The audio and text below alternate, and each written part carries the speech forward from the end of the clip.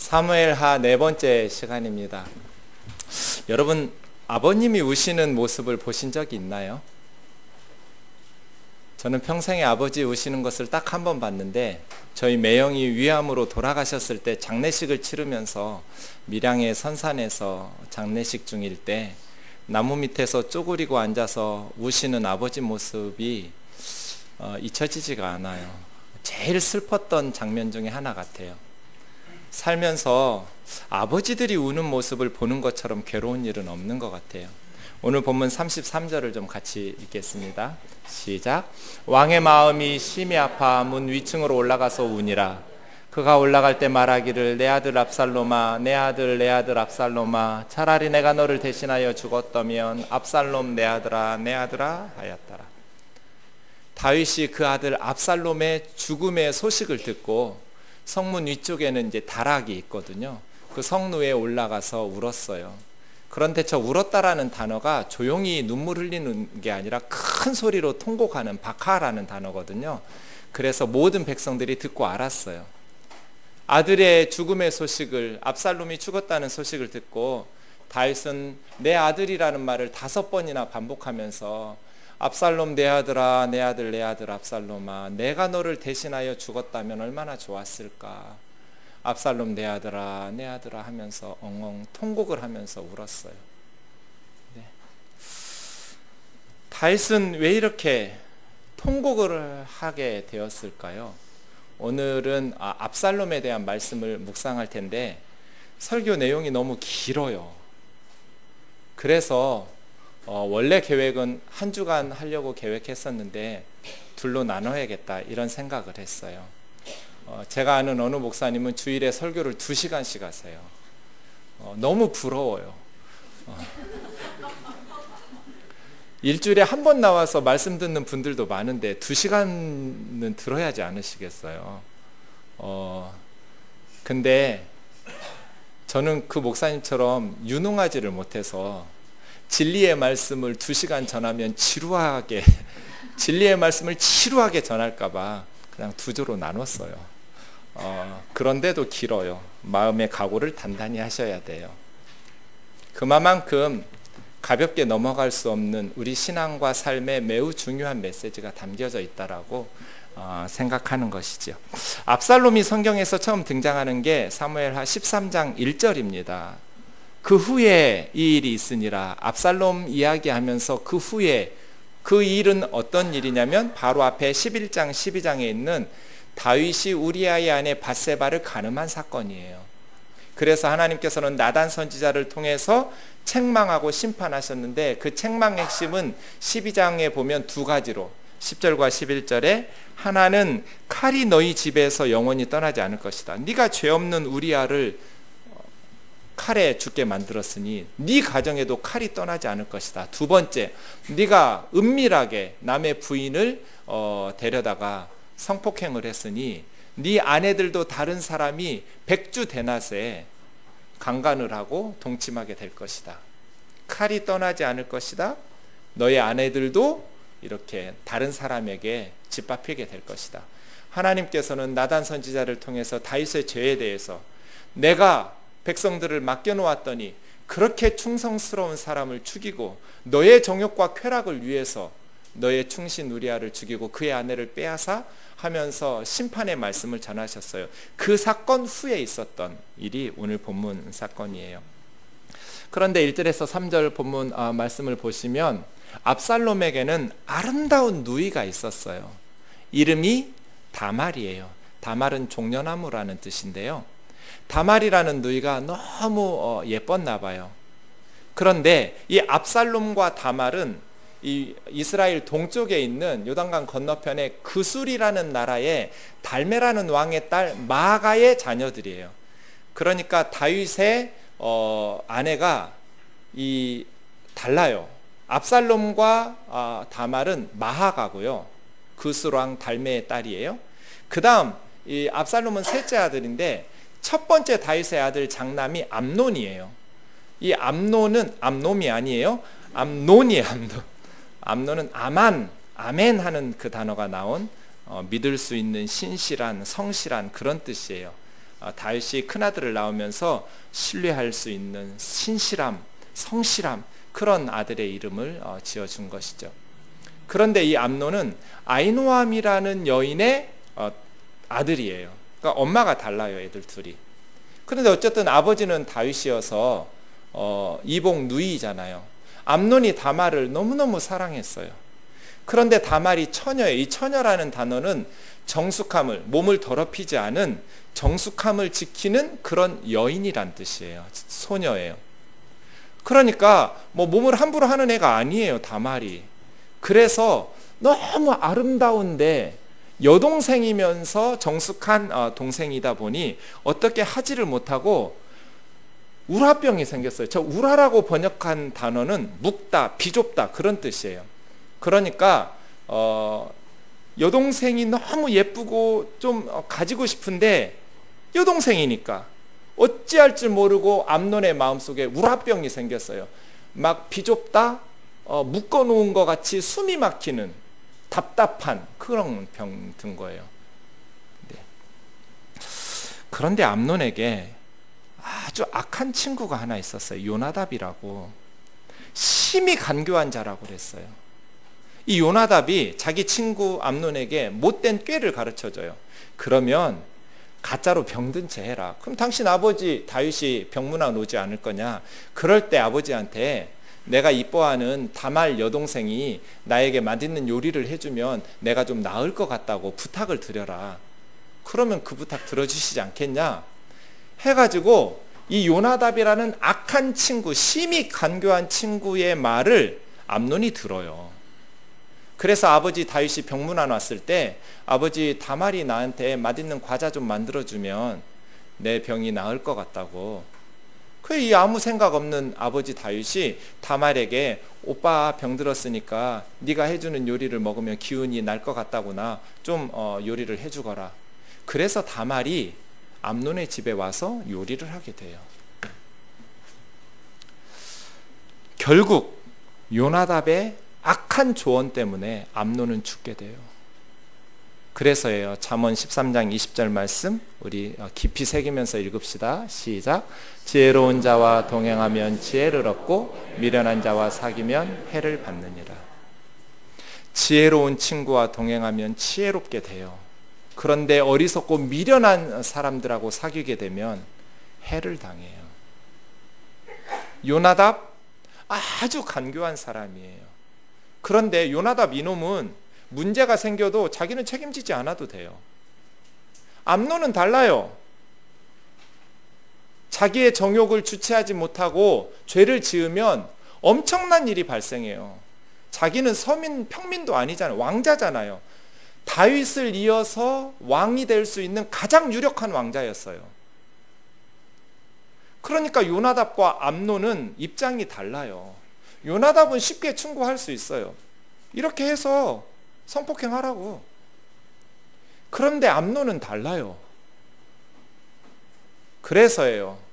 저 이런 짓 잘 안 하는데 따라합시다. 다른 목사님들은 잘 하시잖아요. 뒷일 좀 생각하고 살자. 웃지 말고 따라하라고요. 마음에 새기시면서 뒷일 좀 생각하고 살자.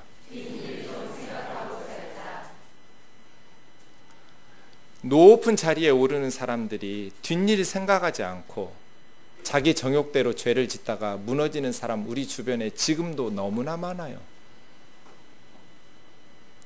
요나답하고 암논은 달라요. 악한 꾀와 충고가 있었으면 뒷일을 생각했어야죠.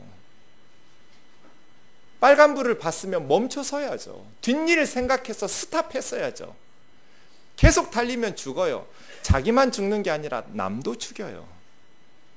그래서예요. 우리 신앙생활과 인생에 있어서 정말 중요한 것이 뒷일을 생각하고 사는 거예요. 어떤 결과가 일어날지 뻔한데 빨간불을 보고 계속 달리면 어떡해요? 죄는 빨리 스탑하고 회개하고 돌이키는 게 최고예요. 하나님의 말씀에 경고가 있을 때 회개하고 돌이키는 사람이 지혜로운 사람이, 어리석은 사람은 끝까지 망할 때까지 계속 가다가 망해요. 하나님께서 암논에게 오랜 시간을 주셨어요. 압살롬에게도 오랜 기회와 시간을 주셨어요. 그런데 계속 하다가 망했어요, 둘 다. 사랑하는 형제 자매 여러분, 자기 관리, 높은 지위에 오를 때까지 얼마나 어려서부터 노력을 했겠어요, 그 자리에 올라가려면. 그런데 한순간에 자기 정욕을 절제하지 못하고 뒷일을 생각하고 행동하지 못해서 무너지고 망하는 사람들이 너무 많아요. 목사님들 중에도 너무나 많고 장로님들 중에도 너무나 많아요. 뒷일을 생각하지 않고 계속 죄를 반복하면 무너져요. 다말이 요리를 해서 암논에게 가까이 오니까 암논이 다말을 붙잡고 동침하자고 그랬어요. 동침하자 하니까 다말이 뭐라고 그랬겠어요? 그 다음 구절이 12절에서 14절에 다말의 말이에요. 다말이 암논에게 대답하되 아니라 내 오라비여, 나를 욕되게 하지 말라. 이런 일은 이스라엘에서 마땅히 행하지 못할 것이니 이 어리석은 일을 행하지 마라. 내가 이 수치를 지니고 어디로 가겠느냐. 너도 이스라엘에서 어리석은 자 중에 하나같이 될 것이다.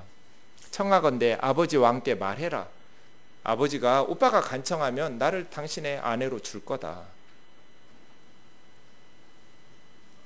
얼마나 지혜로운 말이에요? 남자들은 여자들의 말을 들어야 돼요. 왜냐하면 하나님께서 남자들을 만들어 놓고 이거 좀 실수한 것 같아서 여자들을 보완해 가지고 다 나중에 만드셨거든요. 남자들은 뭐 하나에 꽂히면 앞뒤 안 가리고 계속 가요. 그런데 여자들은 그렇지 않아요. 여러 가지 측면에서 그 사건을 생각하고 검토해요. 그래서 여자들 말을 들어야 돼요. 형제님들만 따라해 보세요. 여자들 말을 잘 듣자. 아니, 줄이지 말고 잘 듣자 하시면 안 돼요. 앞이 중요한데 그걸 빼먹으면 어떡해요. 여자들 말을 잘 듣자. 그렇게 뭐 죽을 것 같은 표정 짓지 마세요. 다 우리를 살리려는. 다말의 말 보세요. 얼마나 지혜로운 말이에요.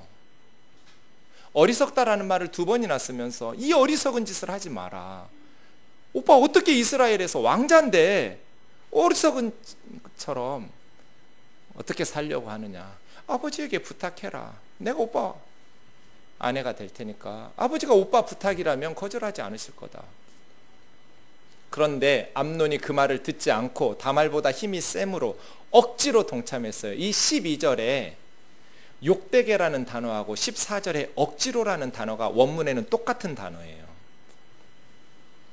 암논은 자기가 힘이 세니까 여동생을 억지로 욕되게 한 거예요.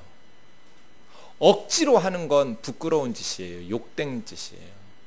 저건 사랑이 아니에요. 그런데 문제는 그 다음에 일어나요. 이것도 문제지만 더 큰 문제가 15절부터 시작돼요. 그리하고 암논이 그를 심히 미워하니 이제 미워하는 미움이 전에 사랑했던 사랑보다 더하니라. 우리 한글 성경에는 미움이라는 단어가 3번 써있는데요. 원문에 4번이에요. 그런데 앞에는 매우 큰 미움으로 미워했다. 이 미웠다고 번역한 말이 싸네라는 말이거든요. 이 싸네라는 이스라엘 말은 죽이고 싶도록 미운 거예요. 그러니까 성폭행한 후에 암논의 마음이 달라졌어요. 그렇게 오랫동안 우라병이 걸릴 만큼 숨이 막힐 만큼 사랑했었는데 이제 성관계가 끝나고 나니까 죽이고 싶도록 미워진 거예요. 쳐다보기도 싫은 거예요. 매우 큰 싸네. 이 말은 요셉의 형들이 요셉을 죽이고 싶을 만큼 그래서 팔아먹을 똑같은 단어예요. 매우 큰 미움으로 미워하니 그 미움으로 미워하는 것이 4번 쓰여요. 싸네가 사랑하는 그 사랑보다 더 컸더라. 그래서 뭐라고 말해요? 암논이 다말에게 암논의 입에서 매우 싸늘한 2 단어가 나와요. 일어나 가라. 뭐라고 말해야 돼요? 저 자리에서 암논은 다말에게 뭐라고 해야 될까요? 울고 있는 여동생에게 뭐라고 해야 돼요? 미안하다고 그래야죠. 일어나 가라? 그게 끝이에요? 아무 일도 안 일어난 것처럼 그냥 일어나서 가라고. 네 할 일 끝났으니까 가면 돼요?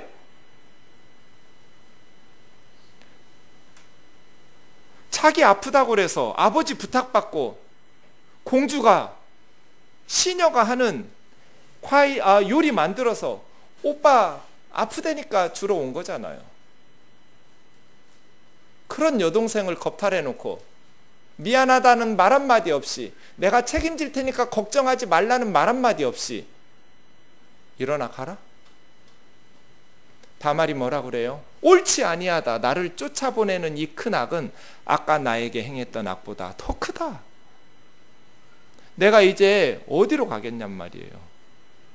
그런데 암논이 뭐라 그래요? 또 듣지 않아요. 2번이나 다말의 말을 듣지 않고 쫓아냈어요. 자기가 부르던 종을 불러다가 이 계집을 내쫓으라고.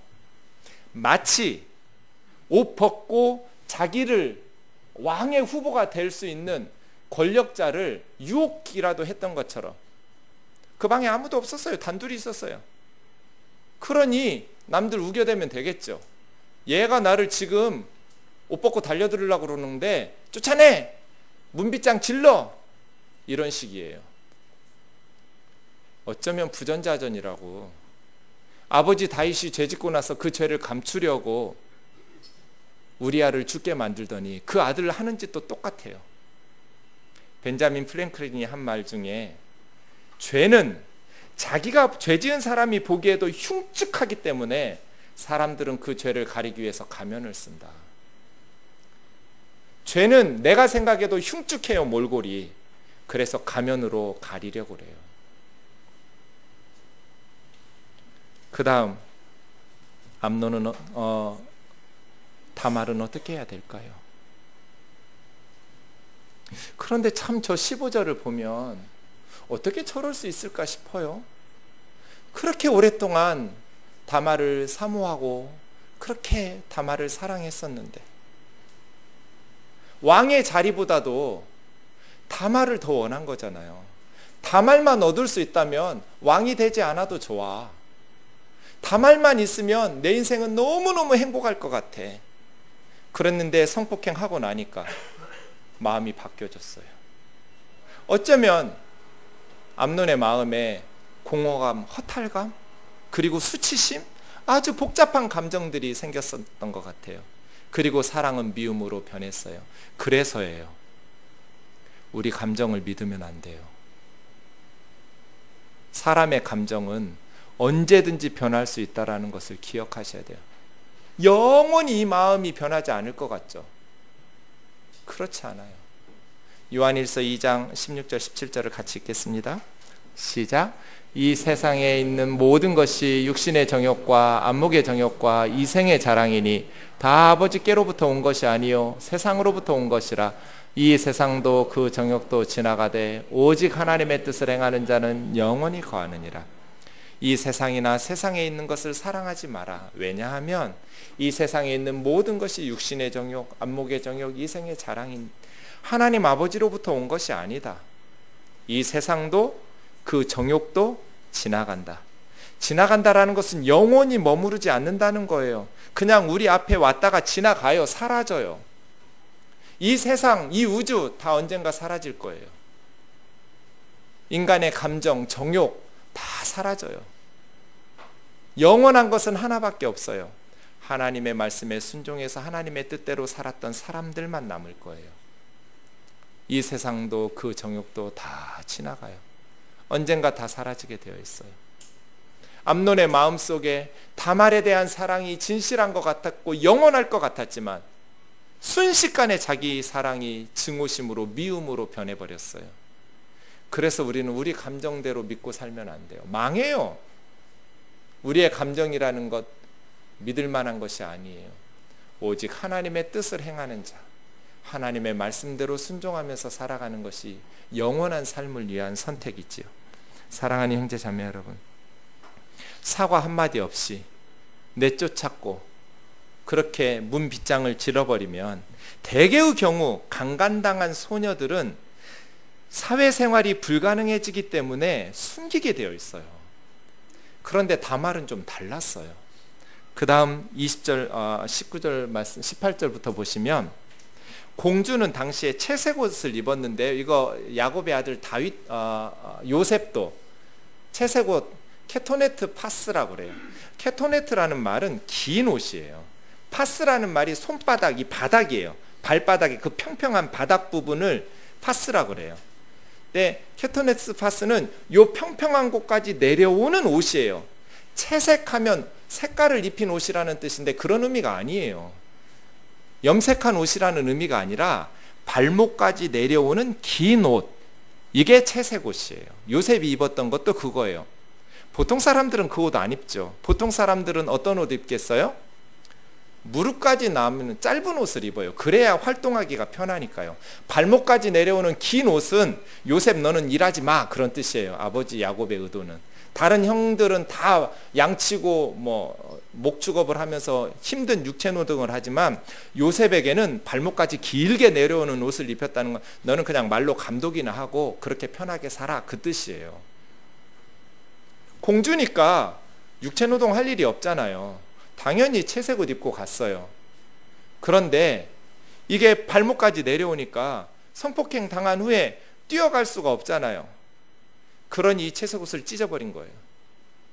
다말은 채색 옷을 찝고 그 다음에 머리에 재를 뒤집어 쓰면서 손으로 머리를 가리고 달려갔어요. 대개 당시 여인들은 너울로 얼굴을 가려야 돼요. 머리를. 그런데 아마 이 너울이 요리하면서 불편하니까 벗어났든지 아니면 암논에게 성폭행 당하면서 암논의 집에 떨어졌든지, 그게 없으니까 손으로 머리 가리고 엉엉 울면서 채색옷 찢어가지고 달려오는 이 다말의 모습, 크게 울부짖었다라는 것은 좀 발악을 하면서 소리를 지른 거예요. 계획이 틀어졌어요. 암논의 생각에는 자기 죄를 숨길 수 있을 거라고 생각했는지 몰라요. 그런데 다말이 엄청 세게 나온 거예요. 자기의 치부를 들추어내면서 너무너무 억울하니까 큰 소리로 울부짖으면서 다 들추어내게 되었어요. 20절 말씀에 보시면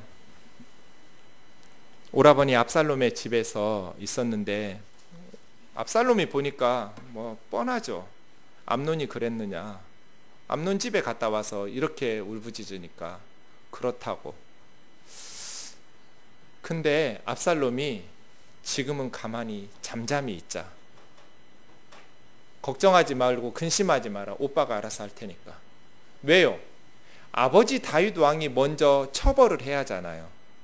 자기가 마음으로는 당장이라도 암논에게 가서 주먹을 날리고 싶지만 압살롬 얘는 무서운 애예요. 참았어요. 그런데 문제는 21절이에요.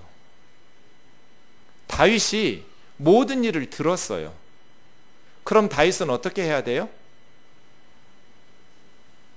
처벌을 해야죠. 암논의 죄에 대해서.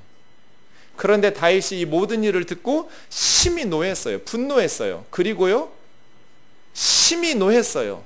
그래서요, 심히 노했어요. 그니까 심히 노했어요. 그리고요, 아무 일도 없었어요. 화내고 끝. 어떻게 저럴 수가 있어요?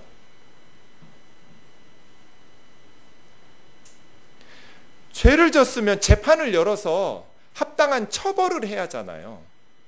다른 백성이 이런 죄를 지었다면 처벌을 했겠죠. 자기 아들이니까, 그것도 장남이니까, 왕이니까 자기 집안의 수치를 덮기 위해서, 백성들에게 더 퍼져나가지 않기 위해서 쉬쉬쉬쉬 하면서 덮은 거예요. 화 한 번 내고 끝낸 거예요. 재판 열지 않았어요. 모세 율법에 의하면 암논은 죽여야 돼. 사형이에요. 그런데 자기 아들이니까 쉬쉬하면서 덮었어요. 그러면 다말은 어떻게 지내요? 20절 끝에 보면 처량하게. 저 단어 진짜 처량한 단어예요. 물기 하나도 없이, 풀도 나무도 하나도 없는 황량한 사막, 그런 단어예요. 황폐하게 된, 아주 메마른, 물기가 없으니까 그런 단어예요. 아름다웠던 다말, 공주로서 예쁘게 자랐던 행복했던 다말의 삶이 한순간에 황량하게 돼버렸어요. 생기가 하나도 없어지는, 너무너무 불쌍하게 돼버렸어요. 그런 딸의 모습을 보면서 아버지 다윗은 모른 척하고 덮어버렸어요. 문제는 다윗이 이 다윗 가정에 엄청난 비극의 씨앗을 뿌렸어요. 강간범을 방치한 거잖아요. 자기 아들의 강간이라고 해서 방치해버리면 나라가 어떻게 되겠어요? 법이라는 것이 왕자에게나 서민에게나 동등하게 적용돼야지 힘이 있지. 왕의 아들이니까 용서해주고 화 한 번 내고 끝내고 일반 백성들은 죽이고, 그러면 그 나라가 누가 법을 지키려고 하겠어요? 리더는 리더의 역할을 해야 돼요. 하나님께서 다윗에게 왕의 권력을 주신 것은 왕의 역할을 하라고 주신 거예요. 왕이 해야 될 리더의 역할은 뭐예요? 백성들을 정당하게 공평하게 이끌어가는 거예요. 억울한 사람 생기지 않도록. 부모가 자녀들을 정직하게 공평하게 다뤄야죠. 내 맘에 드는 자식이라고 봐주고 내 맘에 안 드는 자식이라고 힘들게 하면 어떻게 그 부모를 존경할 수 있겠어요? 힘없는 자식들의 마음에 켜켜이 한이 쌓이잖아요. 이렇게 다윗이 해버리면 다말은 어떻게 살아요? 그런데 사람들은요, 시간이 지나면 다말이 분명히 그런 억울한 소리를 들었을 거예요. 혹시 암논의 말이 맞는 거 아니야? 다말이 오빠가 차기 대권 후보니까 유혹한 거 아니야? 저거 얼굴 예쁘장하게 생길 때 알아봤어. 이쁘장하게 꾸며가지고 유혹하려다가 안 되니까 저런 식으로. 제대로 알지도 못하면서 사람들은 그렇게 의구심을 가지고 여자가 행동을 좀 조심했어야지, 억울한 말들을 할 수도 있었을 것 같아요. 설교 시간에 정말 합당하지 않은 말인데요, 그 입들은 정말 쪽 찢었으면 좋겠어요.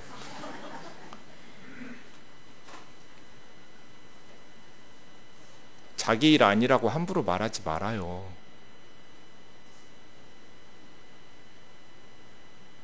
세월호 탔다가 자식들이 죽었어요.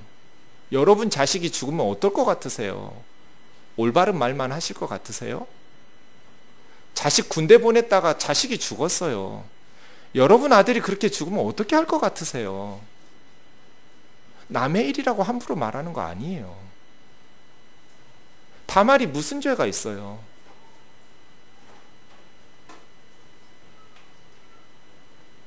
어쩌면 아버지가 이런 식으로 강간범을 방치하고 힘없는 딸이라고 마음에 한이 쌓이도록 저렇게 처량하게 살게 만들어요. 압살롬은 무서운 애예요. 22절 보세요. 보통 사람은 어떻게 하겠어요? 길길이 날뛰어야 돼요. 이게 옳으냐고 흥분해야 돼요. 그런데 매우 조용했어요. 암논에 대해서 잘잘못을 말하지 않았다. 잘잘못이라고 번역된 말은 악하다고도 말하지 않았고 선하다고도 말하지 않고 일체 말하지 않고 침묵했다는 뜻이에요. 얼마 동안? 23절에 보면 2년 동안. 만 2년 동안 압살롬은 자기 여동생을 지켜보면서 칼을 갈았어요, 마음에. 그러니까 사람들이 몰랐어요. 압살롬이 암논을 해칠 수도 있다는 생각을 못한 거예요. 말하지 않으니까. 마음속에 켜켜이 미움을 쌓으면 그 다음 살인하게 돼요. 요한일서 3장 15절을 보세요. 같이 읽겠습니다. 시작.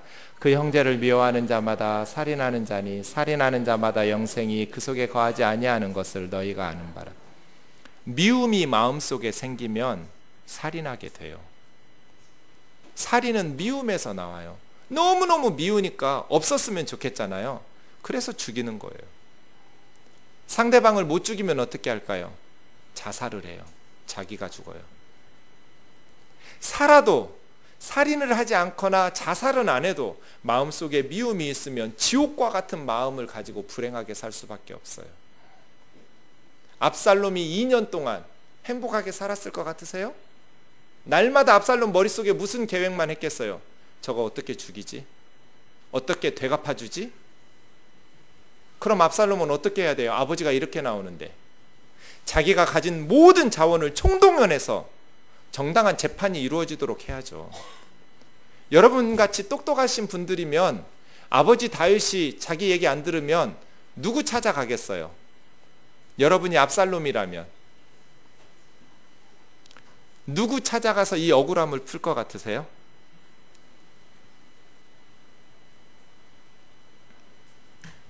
한 사람 있는데 누구 찾아갈 것 같으세요, 여러분은?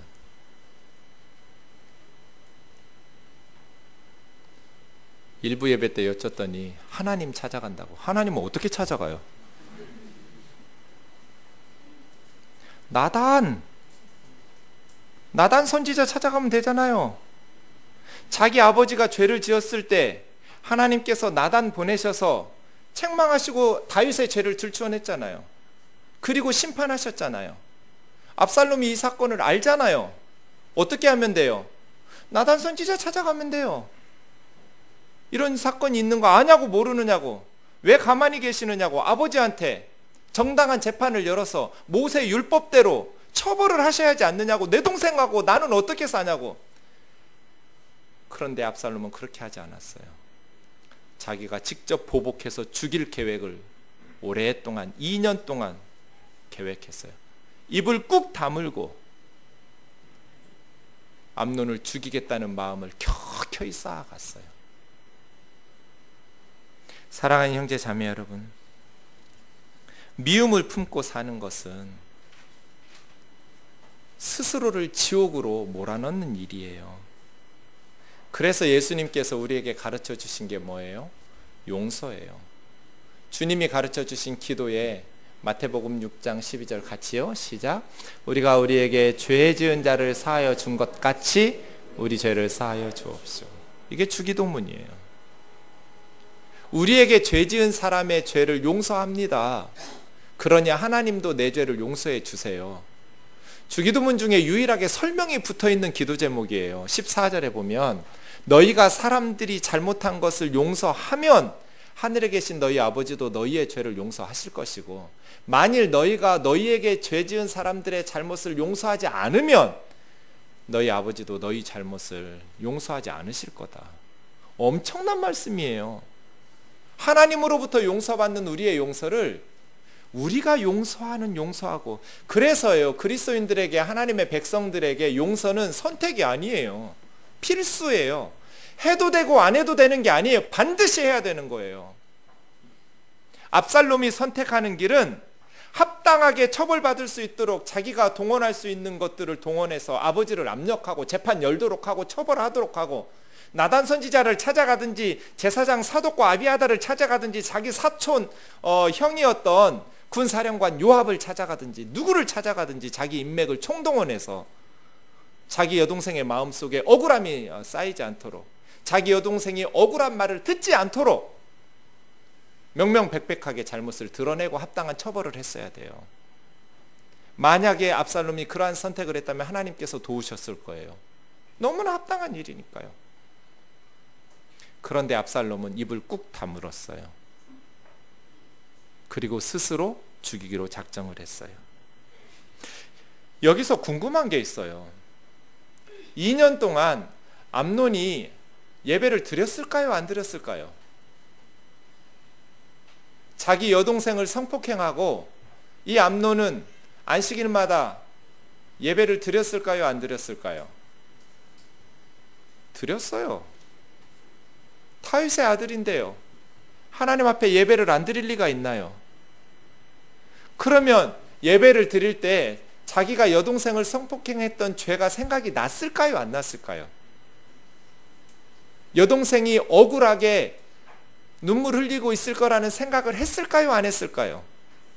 했겠죠. 그럼 어떻게 해야 돼요? 예배를 드리다가 양심의 가책이 느껴졌어요. 원망하고 있겠구나, 억울한 눈물 흘리고 있겠구나라는 생각이 들었어요. 그럼 어떻게 해야 돼요? 예수님 뭐라고 말씀하셨어요? 마태복음 5장 23절.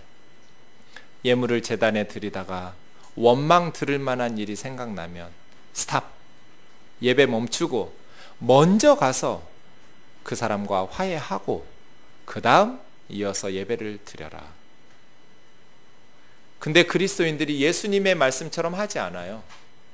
억울한 일을 입겠다고 생각하면, 자기가 잘못한 것을 깨달으면 하나님 앞에 잘못했다고 회개 기도를 해요. 그리고 눈물 콧물 흘리면서 회개해요. 그러니까 마음이, 죄책감이 좀 가벼워지거든요. 그걸 은혜 받았다고 그래요. 여러분, 우는 거하고 은혜 받은 건 다른 거예요. 제가 20년 목회하면서 설교 듣고 우는 거하고 은혜 받은 거하고 아무 상관이 없다라는 것을 뼈저리게 깨달았어요. 은혜 받은 건 그냥, 눈물 흘린 건 그냥 여러분 카타르시스 한 거예요. 은혜 받은 게 아니에요. 내가 생각하는 말하고 목사님이 똑같이 말하면 은혜 받더라고요. 그 은혜 아니에요. 진짜 설교에 은혜 받았으면 삶이 바뀔 거예요. 그게 은혜 받은 거예요. 그런데 많은 그리스도인들이 회개 기도할 때 눈물 흘리고 뉘우친 걸 회개라고 생각해요. 성경은 한 번도 그 눈물을 회개라고 말한 적이 없어요. 회개라는 것은 돌이키는 거예요. 유턴하는 게 회개지, 눈물 흘리는 감정 쏟아낸 게 회개가 아니란 말이에요. 내 마음은 후련하고 시원하고 죄책감이 좀 덜어지겠죠. 예수님 그렇게 하라고 가르치시지 않았어요. 그 피해자에게 가서 용서를 구하고 화해하고 와서 예배드리라는 거예요. 그런데 대부분 그리스도인들이 하나님한테 잘못했다고 막 회개해요. 대부분 목사들이 죄짓고 나서 성도들에게 잘못했다고 고백을 안 해요. 하나님 앞에 울면서 회개해요. 그러면 카타르시스 느끼고 마음의 평안이 온 것 같으니까 하나님 안에서 나 자유 얻었네, 너 자유 얻었네, 마음의 평화를 주셨네, 그래요. 이런 그리스도인들의 위선을 그린 영화가 밀양이에요. 남의 아들 유괴해서 죽여놓고 감옥에 가서 복음 듣고 너무나 평안한 표정으로 그 아들을 잃고 엄마는 지옥과 같은 나날을 살았는데, 용서하려고 감옥에 찾아갔더니 나 이 안에서 예수님 믿었다고, 하나님이 내 죄를 용서해 주었다고. 그건 회개가 아니에요. 그건 그냥 자기 감정 순화시킨 거예요. 카타르시스 받은 거예요. 회개는 저렇게 하는 거예요. 암논의 예배는 예배가 아니에요. 아무리 헌금 많이 갖다 바치고 아무리 열심히 예배드리고 눈물 콧물 빼면서 기도하고 하나님 앞에 경배했다 해도 하나님은 그 예물과 예배를 받지 않으셨을 거예요. 그래서요, 사랑하는 형제 자매 여러분, 우리 신앙생활을 바르게 하려면 반드시 필요한 것이 용기예요. 용기. 내가 잘못한 사람에게 잘못을 구할 수 있는 용기. 하나님한테는 왜 회개하면서 피해자에게는 왜 회개를 안 해요? 두려우니까. 하나님 앞에는 잘못했다고 말해도 자기 체면과 양심이 뭐 별로 상처받지 않으니까. 그런데 사람에게 잘못을 구하려면 창피하고 부끄럽고 자존심 상하니까 안 해요, 사람들이. 그래서 한국교회가 이 모양이에요. 하나님한테는 열심을 내는데 예수님 말씀대로 하나님을 믿지를 않아요. 사랑하는 형제 자매 여러분, 지금 여러분이 원망 들을 만한 사람이 생각나면 그 사람들에게 잘못과 용서를 구해야 돼요. 내 마음에 걸려서, 당신은 그런 마음이 없을지도 모르겠지만 내 마음에 걸려서 내가 말하는데 용서해 달라고, 잘못했다고. 암논이 예배드리다가 마음의 가책을 느꼈으면 다말을 찾아갔어야 돼요. 동생아, 내가 죽을 죄를 지었다. 평생 씻을 수 없는 상처를 너에게 주었다. 내가 속죄하는 마음으로 살겠다. 이 오빠를 용서해 달라고 빌었어야 돼요. 그리고 와서 예배를 드렸어야 돼요. 암논은 그렇게 하지 않았어요. 그래서요, 우리 삶과 신앙생활에 반드시 필요한 게 있어요. 이것은 사도 바울이 디모데에게 목회의 목표로 준 거예요. 여러분, 제가 목회하는 목표가 뭘까요? 무엇을 위해서 목회를 해야 될까요? 제가 여러분이 어떻게 되기를 원하면서 목회해야 될까요? 저의 목표는 뭘까요? 한 단어로 말씀해 보세요. 저는 뜨인돌교회를 무슨 마음을 가지고 섬기고 있을까요? 뜨인돌 교우들이 어떤 사람 되기를 목표로 하면서 기도하면서 설교하고 그렇게 섬기고 있을까요? 오늘은 다들 이렇게 생각하기 싫으신가 봐요. 더우셔서 그런가? 사랑이에요, 사랑.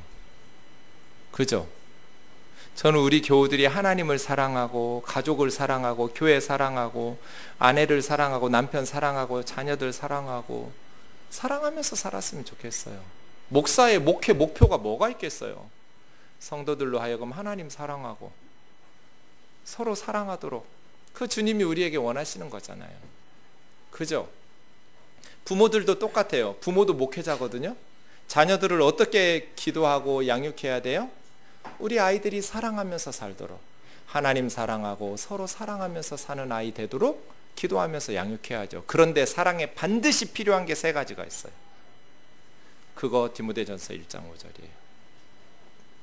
사도 바울이 디모데를 에베소 교회에 남겨두면서 목회하라고, 교훈하도록 남겨두었다고 말하면서 그 교원의 목적이 사랑이라고 말했는데, 그 사랑은 어디서 나와야 되냐면 청결한 마음, 선한 양심, 거짓이 없는 믿음, 이 3군데서 나와야 돼요.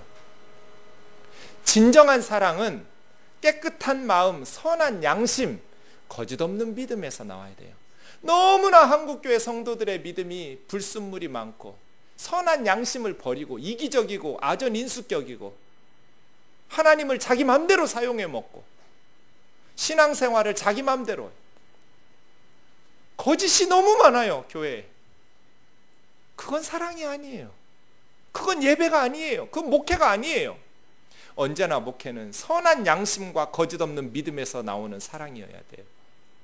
사랑하는 형제 자매 여러분, 저와 여러분의 믿음이 하나님 보실 때 청결한 마음, 선한 양심, 거짓 없는 믿음에서 나오는 사랑이 점점 발전하는 신앙생활 하기를 주의 이름으로 축원합니다. 이것이 우리가 걸어가야 될 주님의 길이에요. 암논이 예배 드리면 뭐예요? 그 양심이 더러운데, 그 신앙이 거짓으로 가득한데 하나님 앞에 아버지 다윗 따라서 예배 드리면 뭐하냔 말이에요. 거짓 없는 믿음을 위해서 반드시 필요한 건 선한 양심이에요. 선한 양심. 저와 여러분의 양심이 무뎌지면 우리 믿음도 끝나는 거예요. 우리의 양심이 깨끗해서 우리 양심의 거울이 우리의 허물을 잘 비춰줄 수 있도록 청결한 마음에 선한 양심이 있어야 돼요. 암논은 양심을 저버렸어요. 그래서 그의 예배는 가짜예요. 쇼예요. 진짜로 예배하고 싶었으면 회개했어야 돼요.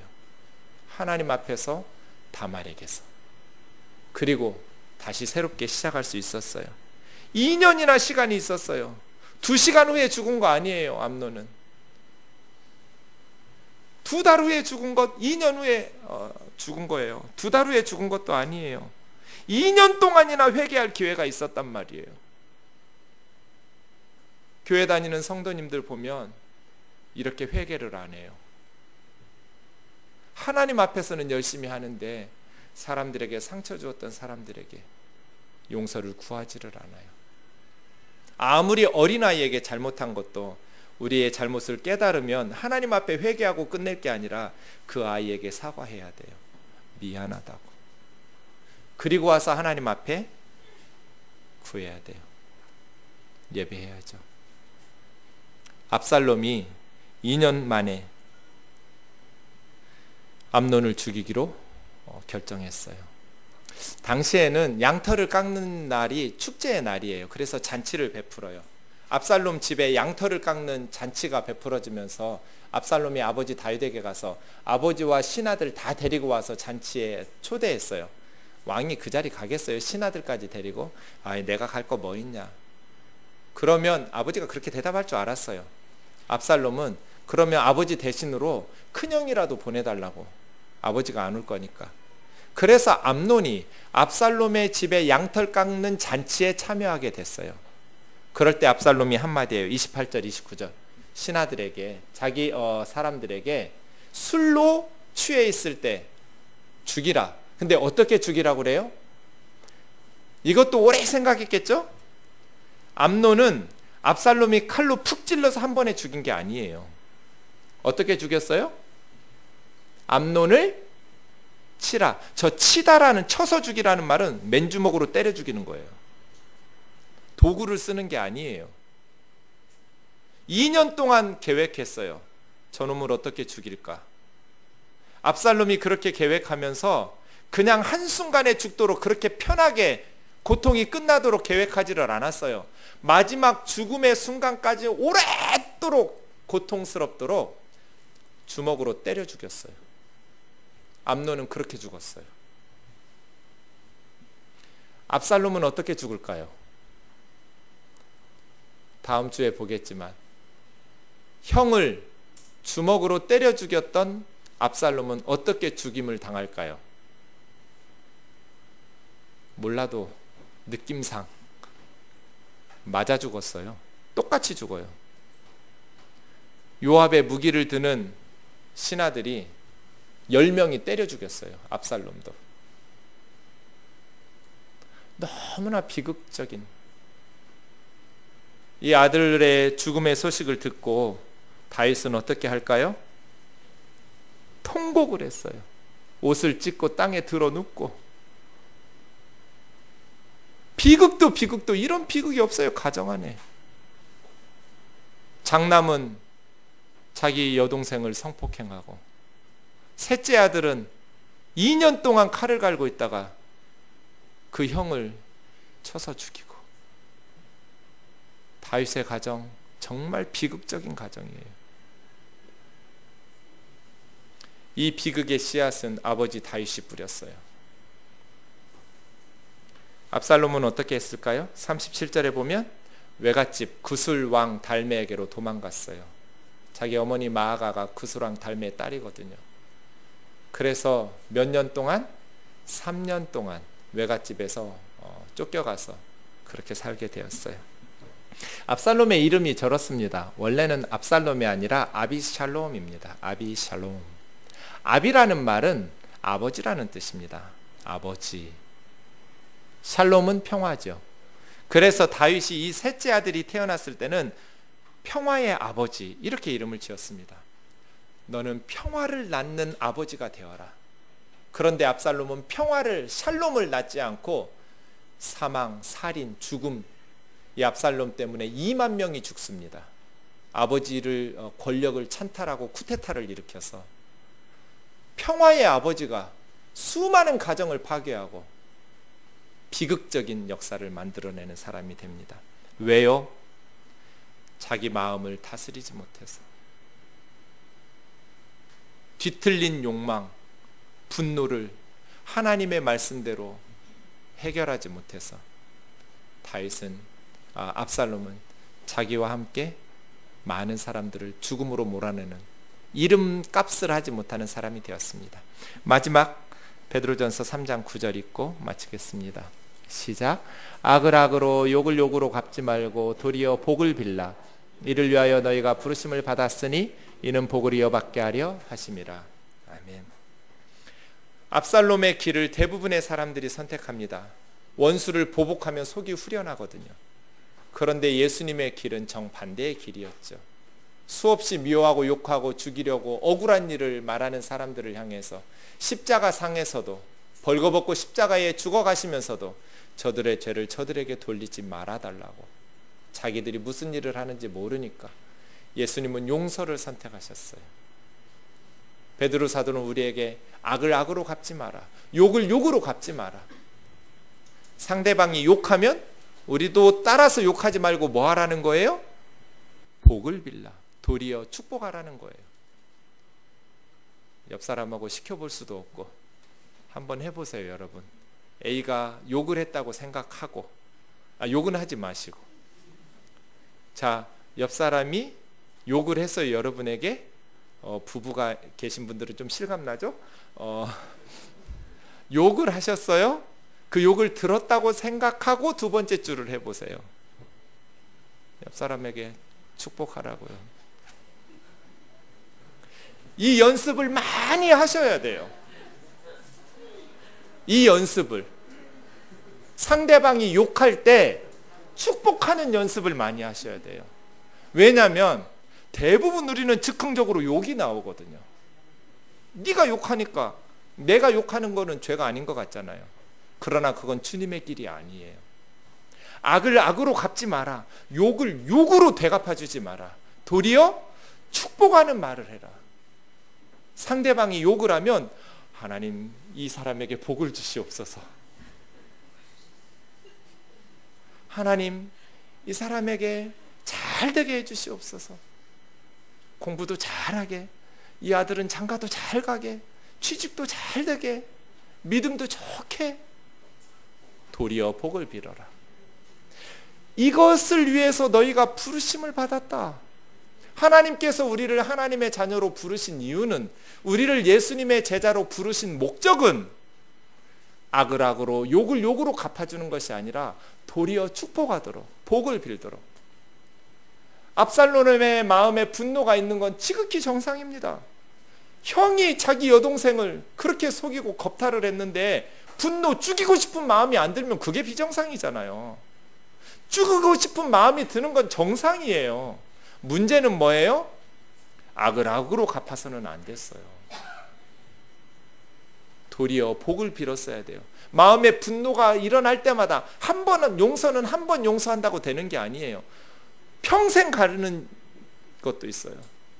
마음속에 올라올 때마다, 불끈불끈 분노가 치솟을 때마다, 욕이 터져 나올 때마다 우리의 입술을 향해서 그 욕을 바꿔야 돼요. 축복으로. 이를 위해서 우리가 부르심을 받은 거예요. 교회에서도 우리처럼 작은 교회 다니다 보면 갈등들이 생겨요.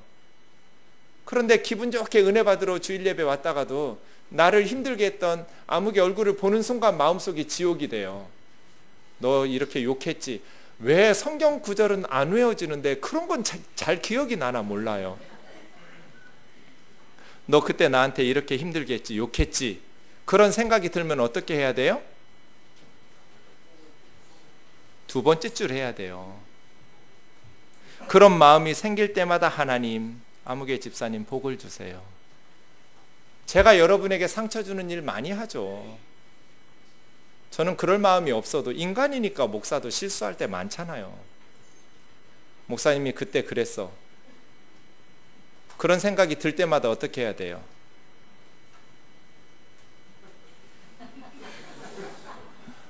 복을 빌라고요, 복을. 그래야 여러분이 살아요. 그 원수가 사는 법이 아니라 우리가 사는 법이에요. 악을 악으로 갚지 마라. 욕을 욕으로 갚지 마라. 암논 죽이고 나서 압살롬 마음은 편했겠어요? 3년 동안? 잠시 속은 후련했을지 모르겠지만 압살롬의 인생은 뒤틀리게 되었어요. 도리어 복을 빌어라. 근데 이건 힘들어요. 힘드니까 기도하는 거예요. 힘드니까 성령님의 도우심, 내 마음이지만 내 마음대로 안 되니까 그때마다 기도하면서 입이 안 열어져요. 어떻게 복을 빌어 저 사람에게. 그렇게 나에게 상처를 줬는데 안 되죠. 그러니까 억지로 하는 거예요. 그런데 억지로 복을 빌면서 기도하기 시작하면 나중에는 내 마음이 바뀌고 따라와요. 처음에는 힘들어도. 이것이 복을 이어받는다는 것은 상속받는다는, 유산으로 받는다는 뜻이에요. 이것이 우리가 하나님으로부터 복을 상속받는 비결이에요. 악을 악으로 갚아버리면 하나님께 받을 복이 뭐가 있겠어요? 우리가 조상들로부터 또 우리에게, 우리 자손들에게 하나님의 축복을 이어받을 수 있는 비결은 악을 악으로 갚고 욕을 욕으로 갚지 않는 것, 도리어 축복하는 것. 이를 위해서 우리가 예수님의 제자로 부르심을 받았고, 이것이 하나님의 복을 상속받는 비결이라고. 오늘 설교는 늘 듣던 말이에요. 너무나 당연한 말씀이에요. 그런데 순종하고 실천하기가 너무나 어려워요. 암논처럼 정욕이 생겼을 때, 죄의 욕구가 있을 때 뒷일 생각하고 스탑할 수 있는 것도 어렵고요. 그렇게 억울한 일을 당했을 때 압살롬처럼 이 말씀을 기억하면서 그때마다 처량하게 살고 있는 누이를 보면서 눈물을 흘리지만 하나님 앞에서 복을 빌고 자기 마음을 다스리는 것도 어려워요. 그래서 예수님 바르게 믿는 건 힘든 일 같아요. 사랑하는 형제자매 여러분, 저와 여러분의 신앙과 삶에 하나님 말씀에 순종하면서 내 마음을 잘 다스리는, 그렇게 하나님께서 기뻐하시는 성도의 삶을 살기를 주의 이름으로 축원합니다.